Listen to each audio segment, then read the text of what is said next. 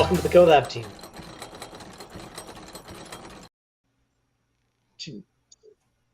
That new intro song is money. That thing is the best. Well done, Mason. I'm like just dancing, Love it. just getting my groove on over here. Thank God you didn't see it because my groove aren't good. I'm white as white can be. But welcome to Ops Experts Club. Great to see everybody today. Taryn, Savannah, nice to have you today. Thank you. Appreciate it. Pretty excited. Yeah. Looking forward to our conversation. Yeah, it's going to be a good one today. We have a great guest today. So I think ops experts, we're always looking for different people that do operations well. And operations, any of you that are in operations know it's multifaceted. There's a lot of times I found for Taryn and I and Savannah, it's not a question of what we can do, it's what we should do. Right. Like, because I think that we can do a lot of stuff, you know what I mean? But if everything is one off or everything is new to this particular client, a lot of times it's really hard to get efficiencies out of that. So I think we've narrowed it down to several things that I feel like we do really well. And the topic that we're going to talk about today is something that we've done historically and have helped teams build, and then are kind of rolling into with CoLab team as well with some new things we're rolling out. So I'm excited to talk about all of it today, but I'm most excited to have our guest on today. So Dan Tao has been a personal friend of mine, is the retention specialist for Pedro Adao, which is one of our big clients, has been a big client for a lot of years. So Dan, so great to have you on the show today. Grateful for you, man. Thanks for joining us. Thank you. Good to be here. Yes, Welcome, and Dan. you're a Morning. Wyoming local. Two Wyomings on the call today, Savannah and Dan. Wow. So But Dan, everybody on the call has been to Wyoming. yes, that's right. Taryn, you had I put you on a project in Wyoming. Everybody's been to the small little area of Wyoming even. I mean, Wyoming is a pretty unique spot, right? Pretty small, lots of spread out, but it's pretty unique when you can say we've all been to this little pin drop known as Star Valley, Wyoming. So that's a big deal. Some people don't even believe it exists. So, we're all here to say that Wyoming is a real place. Right? Yep. Sasquatch, Nessie, and Wyoming. They all exist. You know what I'm saying? Like they're all in the practicality. Yeah, Wyoming's the biggest little state around. That's it, Terrence. See, Dan, we could get him moving there in no time. We can get him there, no problem. That would be good.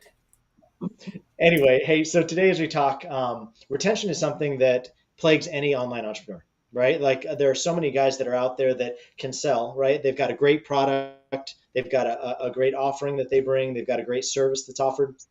Um, it's not an issue getting people to say yes. It's realizing that a yes can be fragile, right? Like it's the realizing people get Mhm. excited.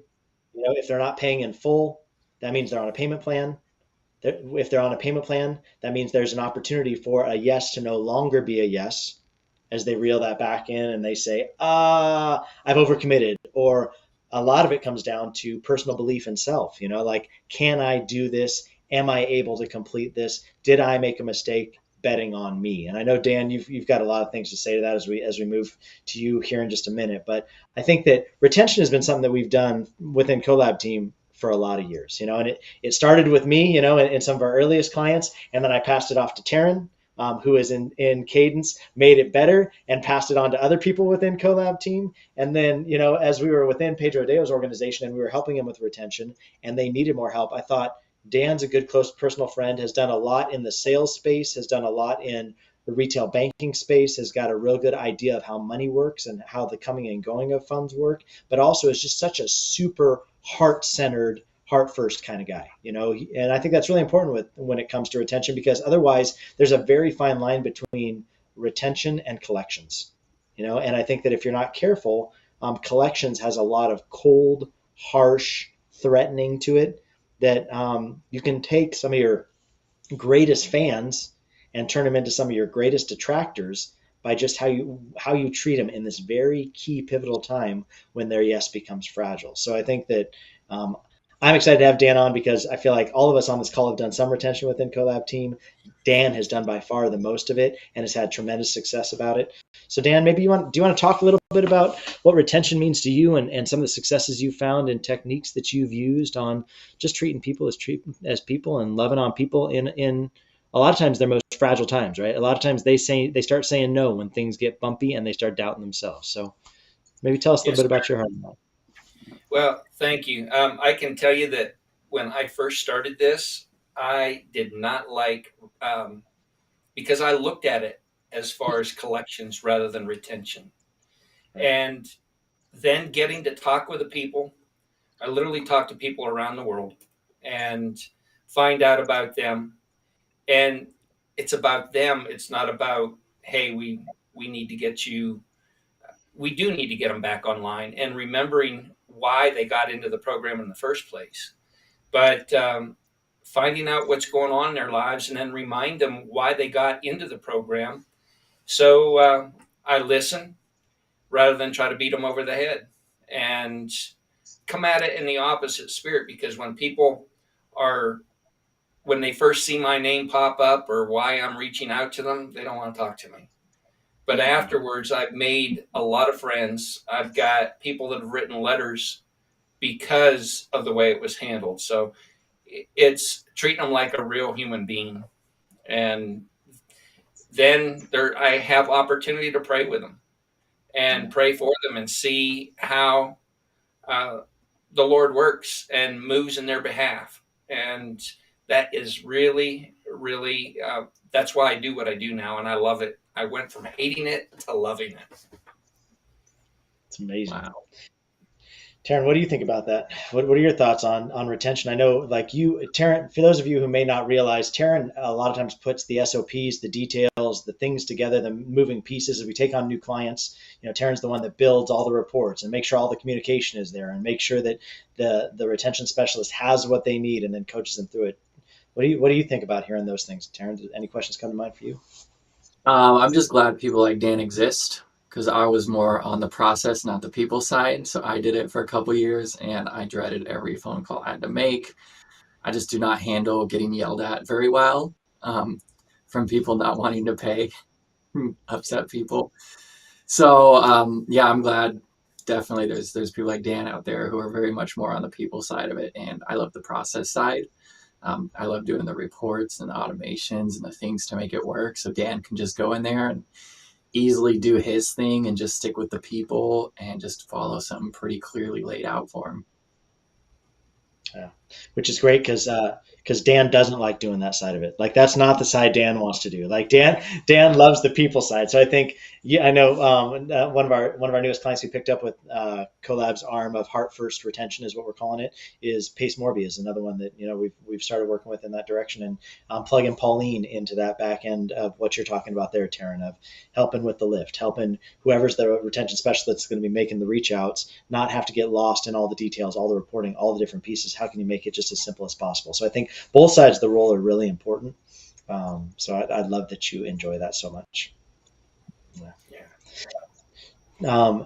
Dan, I think one of the things that you and I have talked a lot about is reminding people of the value, right? Like reminding people of, hey, if you've made 2 or 3 payments into this program and you stop now and you lose all, like, yes, like you're going to damage your name in this community. That's one of the things. But I think more than that, you've made an investment because you felt like you had a need that this could fill. And by now saying you're no longer going to continue forward with those payments, you're actually just flushing all that money down the toilet. I mean, everything that you invested, all that time, all that money, all that energy, all that yes that you said because you saw the need, like, where are you going to go with that now? Maybe can you speak to that, Dan, of just really calling out to people's better judgment of, hey, tell me where this is coming from. I think a lot of times we can hear the what, wait a minute, they're canceling, and we can lean in and, like Taryn was saying, we can just kick them into a cadence of, well, that means this is going to happen, and then operationally this is going to happen, and then operationally this is going to happen, instead of realizing, no, wait, it's not about the what, it's about the why. Like, how did we get here? Talk to me a little bit about that. Dan, you want to share a little on those lines? Sure. So first thing I do is, even though I get notes that, hey, this person wants to cancel, when I finally get on a Zoom call with them, and I like to meet people face to face rather than just a phone call or texting, emailing back and forth, but just making a connection. And then I ask them from their perspective, what's going on? And I find out about them. And then I do ask them, why did you get into this program in the first place? So I start to remind them all the benefits that they signed up for and they were taking advantage of. And then remind them that, the best place that we can invest in is in ourselves. And you took that leap and started investing in yourself. Why? How can I help you get back on track so that you can continue to invest in yourself, which is the best place we can um, pour into. Mm-hmm. Yeah. I like that. Savannah, I know you deal with it from the other side of like a lot of times, you know, your specialty within collab team is customer support. I mean, you set up, you know, customer support ticketing systems. You help people with FAQs and cadence of communication and how you should be communicating. A lot of times it origins with your people before it ends up with Dan or ends up with somebody on Dan's side of the field. Do you want to speak to that a little bit of like how you feel like that handoff goes? I know you've worked a lot with Dan within Pedro Adao's organization, you know, that you set up their whole Zendesk, their whole customer experience journey. You've worked a lot with their bot people, even how the bot is handling people when they say, I want a refund or I want to, you know, cancel my subscription. Can you speak to maybe that handoff coming from you to Dan? Yeah, so I mean there's some hard situations that come up in people's lives, and most of the time when, especially if someone like, you see refund requests for small purchases all the time, and it's not that those should just be given, but it's kind of like, I don't want to say it's not worth your time, but kind of it's not worth your time. Like they are not they didn't really invest much into themselves to begin with. It's whatever. But some of these bigger ones where they did decide to make like a $5,000 purchase and then suddenly they're backtracking on that. A lot of time they're so frazzled with what's going on in their life and they're so stressed out about it and they're looking for ways to kind of outlet that. So their first stop is usually customer service to berate them about what's not going right with what they're doing, to kind of justify asking for a refund. And so I think it is important. It's important to have a retention specialist on team or have someone that you can send them to, because for customer experience, who's dealing with hundreds of people a day and someone just comes at them angry, the first response is like, well, I don't want to do anything for you. But you have to stop and you have to think about it, where it's like, okay, they're angry because they are dealing with something bigger than you and like even bigger than themselves, and they need to be able to talk to someone about it. Because if you give them the refund, they're doing a disservice to them. Of course, you're hurting your company, but like they desperately need to talk to somebody about it, because something is happening.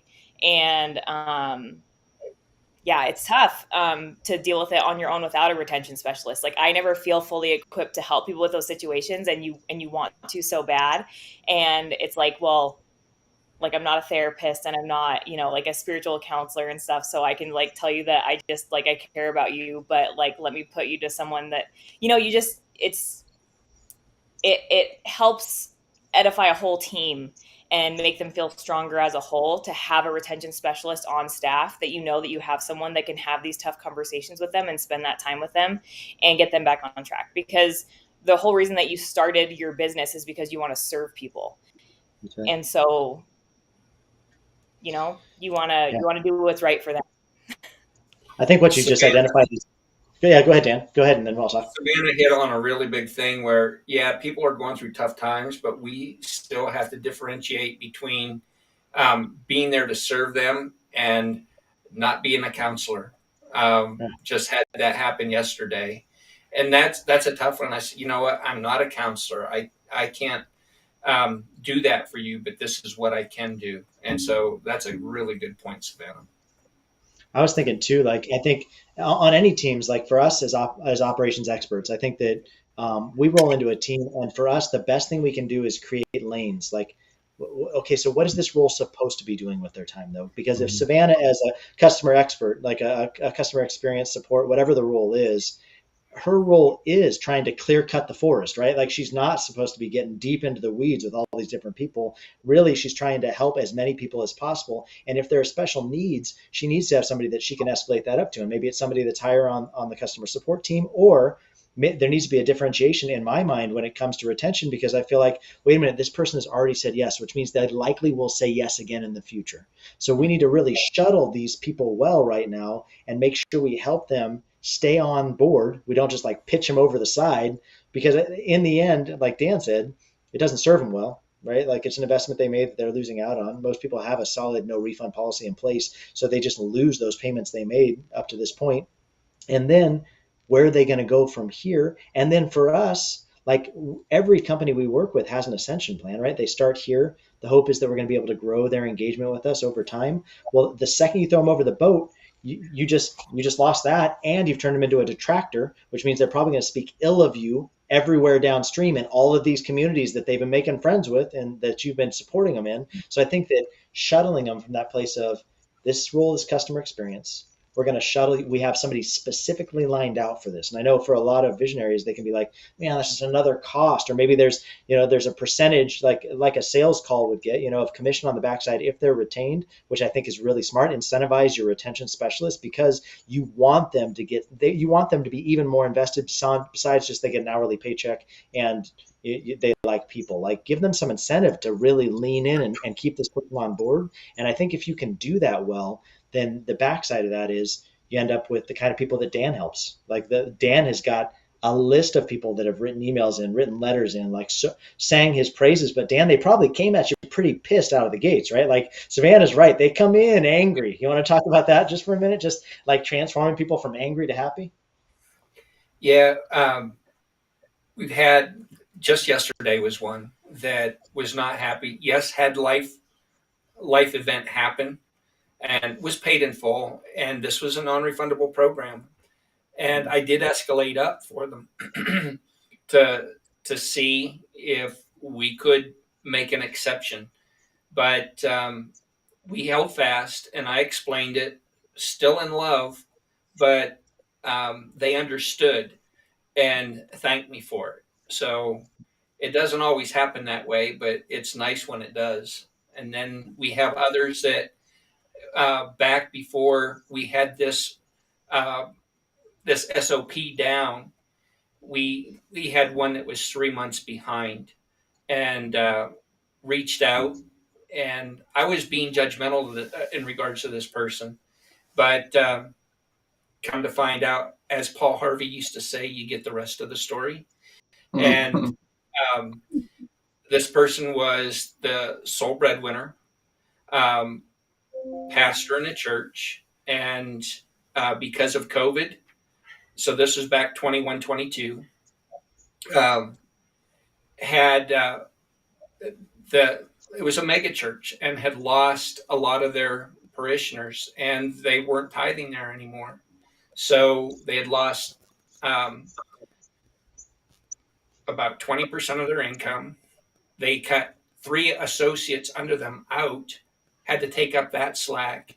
And then they had to, then that was at Thanksgiving.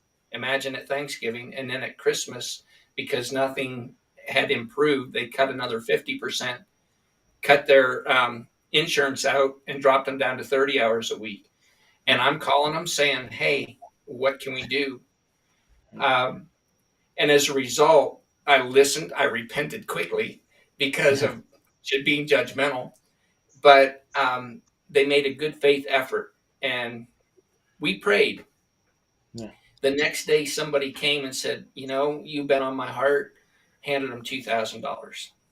And then within 30 days, that person had also gotten into a small group online and said, this is what's happening, was humbled.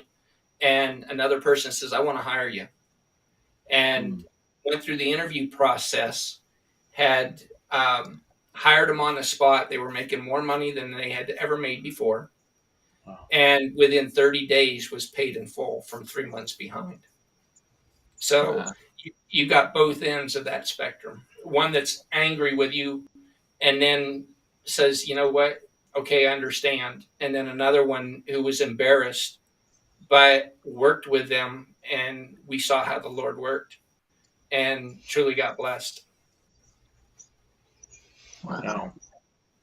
I think it's really key. And Taryn, I know this is where I always step on your toes, so you got to punch me out of the way and just take over. But I think that one of the keys, I think, in that we've seen with Heart First retention is like not being so quick just to cut people off, but just pause. Hey, let's hit pause.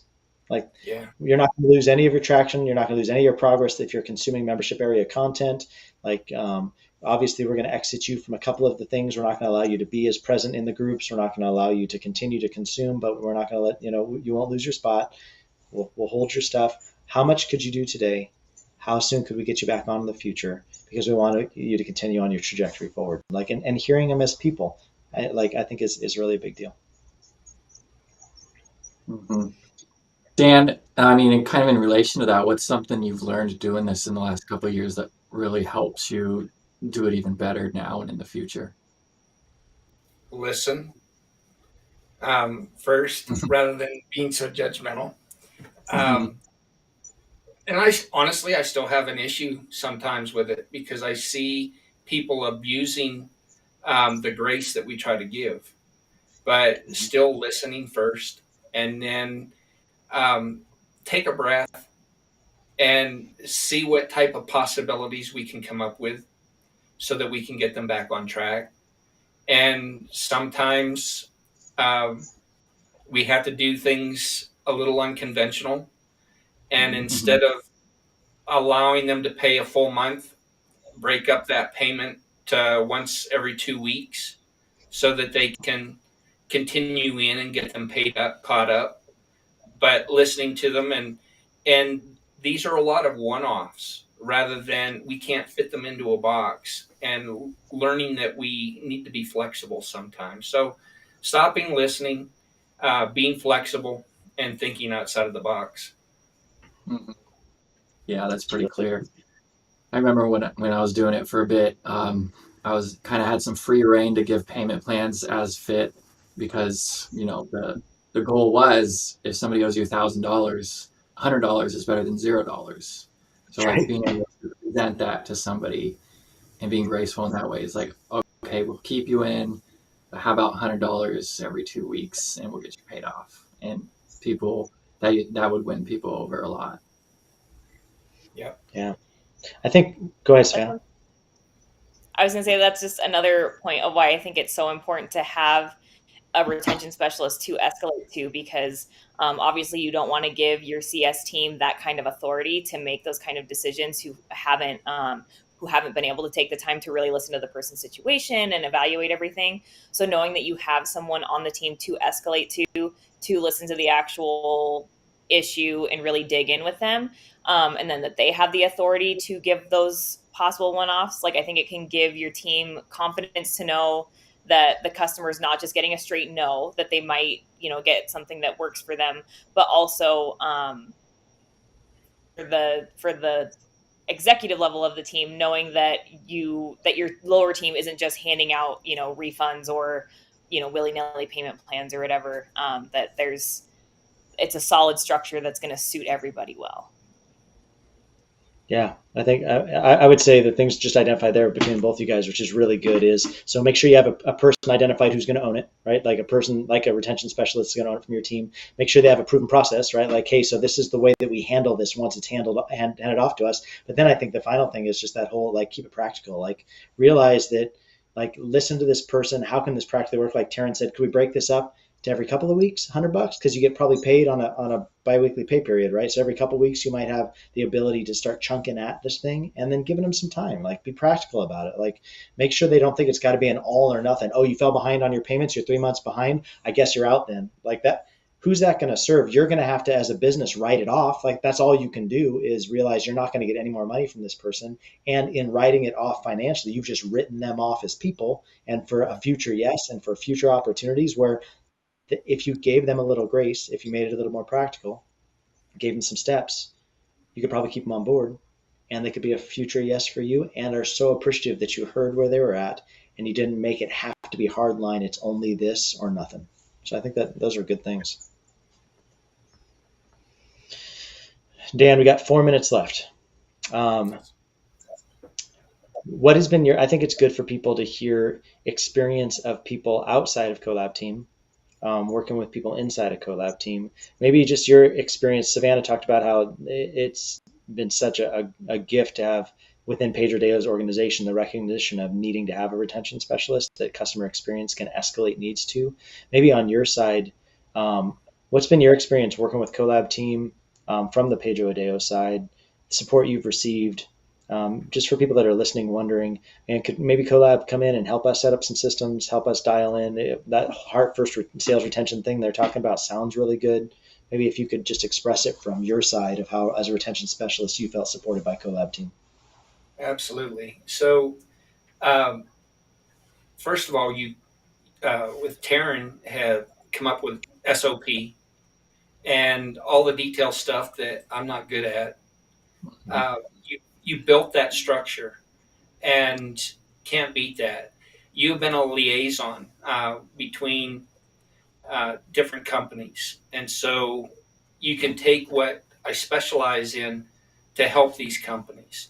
And Savannah has been there with the uh, customer service side to Mm-hmm. help out the team there because boy, I really lean heavily on the CS team on a daily basis, and Yeah. so appreciated.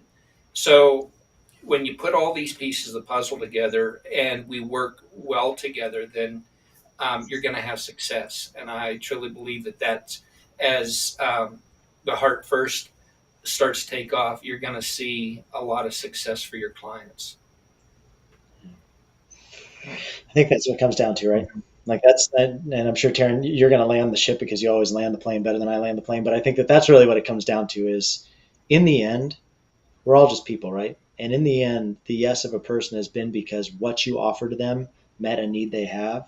So don't forget that. Don't forget that when you're thinking about now. It's easy to get so pissed about, man, this person, what a deadbeat. They're exiting the program. What a loser. Don't they realize how much value I've given them? What do you mean they're arguing? How could they possibly have anything to argue about, rather than realizing, no, we're all just people. Probably your program isn't the only thing going on in their life. Like it's probably good to hear them out and then see where you can meet them in that spot, and keep it at a human basis. And then obviously there is a spot downstream. I'm not saying collections shouldn't be somewhere engaged further downstream. If you have put all your energies at retention and it hasn't worked, having something that you're able to commit it to somebody maybe downstream behind you, maybe there's a spot for that, but definitely not losing the people part.